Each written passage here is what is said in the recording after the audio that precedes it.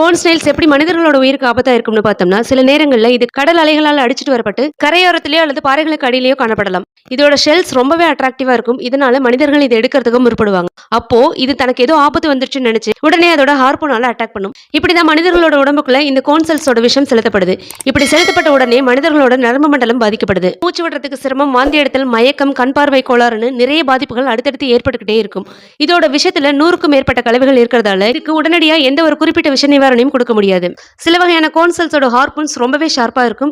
இது எந்த அளவுக்கு ஷார்ப்பானதுன்னா மனிதர்கள் யூஸ் பண்ணக்கூடிய வெட் ஷூட் மற்றும் கிளவுஸ் தாண்டி கூட அட்டாக் பண்ணக்கூடிய அளவுக்கு ரொம்பவே ஷார்ப்பா இருக்கும். ஒரு சில வகையான கோன் செல்ஸ்ல இன்சுலின்றது ரொம்பவே ஹையா இருக்கு. இதனால இதை வச்சு மனிதர்களோட இன்சுலின் ப்ராப்ளத்துக்கு ஏதாவது மருந்து கண்டுபிடிக்க முடியுமான்னு ஒரு பக்கம் ஆராய்ச்சி நடந்துட்டு இருக்கு. இந்த கோன் செல்ஸ் இருக்கக்கூடிய இடங்கள்னு பார்த்தோம்னா சவுத் ஆப்பிரிக்காவோட கேப்டவுன், அமெரிக்காவோட California and west Indo Pacific region, இந்த ரீஜன்ஸ்ல இந்த வகையான கோன் செல்ஸ் ரொம்பவே அதிகமா இருக்கு. இந்தியாவை பொறுத்த வரைக்கும் இந்த கோன் செல்ஸ்ன்றது இல்லாததுனால நம்ம இதை நினைச்சு பயப்பட தேவையில்லை.